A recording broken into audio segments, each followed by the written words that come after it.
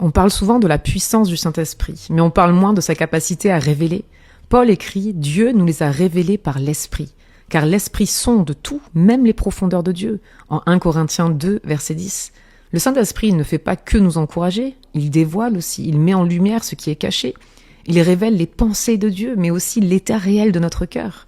Et c'est là que ça devient sérieux. On peut aimer les moments forts, les temps intenses, les émotions spirituelles, mais l'œuvre la plus profonde de l'Esprit se fait souvent dans le secret.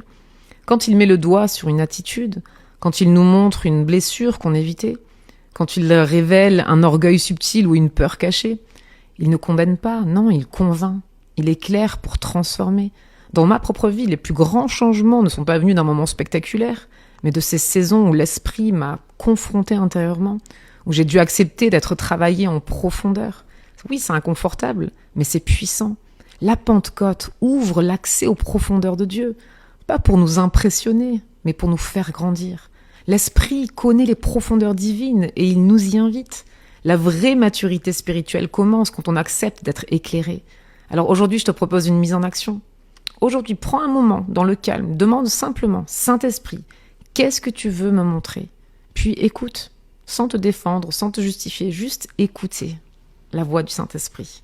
On se retrouve demain.